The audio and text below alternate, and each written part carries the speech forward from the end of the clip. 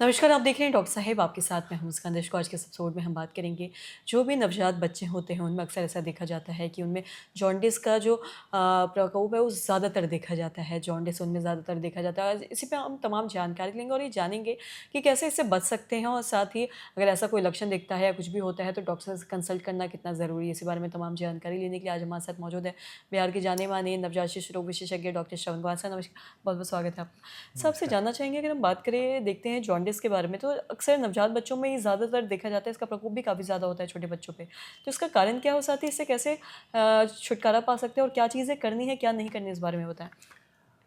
नवजात शिशुओं में जॉन्डिस, जिसे फिजियोलॉजिकल जॉन्डिस कहते हैं, वह बहुत खतरनाक नहीं होता है।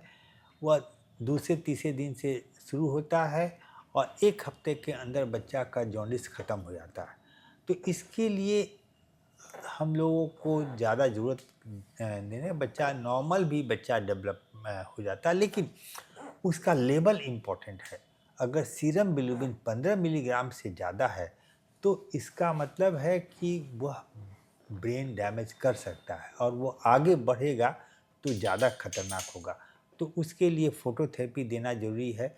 लेकिन अगर फोटोथेरेपी में भी अगर बच्चा को जॉन्डिस कम नहीं होता है, बढ़ रहा है, तो हम लोगों को बच्चे का, लेकिन सबसे ज़्यादा ज़रूरी है कि बच्चे को अगर जॉन्डिस हो रहा है तो माँ का ब्लड ग्रुप बहुत इम्पोर्टेंट है। माँ का ब्लड ग्रुप अगर RH नेगेटिव है, बी नेगेटिव, ए नेगेटिव या ओ नेगेटिव है, और बच्चे का ब्लड ग्रुप RH पॉजिटिव, ए पॉजिटिव, बी पॉजिटिव या ओ पॉजिटिव है, तो बच्चे को जॉन्डिस होने का चांस बहुत ज़्यादा है।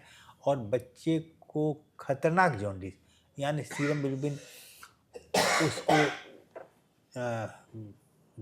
20, 25, 30 हो जाएगा और उसमें बच्चे का ब्रेन डैमेज हो जाता है और उसको कहते हैं कर्निक्टर्स। वो बच्चे को बाद में जा कर के वह बहुत ही खतरनाक और बच्चा एक तरह से क्रिपल्ड हो जाता है।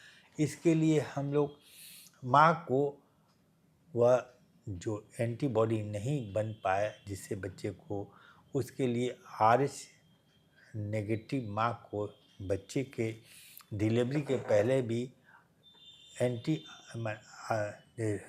ये RH इम्यूनोग्लोबिन हम लोग देते हैं, और जिसके कारण बच्चे को वो एंटीबॉडी नहीं बन पाती है, जिसके कारण बच्चा को जॉन्डिस नहीं हो पाता। और अगर बच्चा का जन्म के बाद भी बच्चे की माँ को वो देना चाहते हैं कि वो फ्यूचर में दूसरा बच्चा में वह खतरनाक नहीं हो पाए। और बच्चे को जब जॉन्डिस अगर होता है तो उसे मेटिकुलसली देखना ज़रूरी है। और अगर बच्चे का जॉन्डिस नहीं कम होता है 10 या 15 दिन के बाद, तो उसे अल्ट्रासाउंड कराना चाहिए बच्चे का, जिसके कारण लीवर में कोई उसका जो बिलियरी एट्रेसिया तो नहीं है, चाहे उसको हेपेटाइटिस से नहीं है, चाहे उसको माने हेपेटाइटिस ए या बी तो नहीं है। तो इस तरह से हर तरह का फिर हम लोग मेटिकुलसली उसका ट्रीटमेंट करके, उसे डायग्नोसिस करके ट्रीटमेंट करना जरूरी है। जी, सर बहुत बहुत शुक्रिया तमाम जानकारी देने के लिए। तो आशा करते हैं दर्शकों को जो तमाम जानकारी है आपके लाभदायक हो। तो आज के इस वीडियो में इतना ही। वीडियो देखने के लिए आपका धन्यवाद।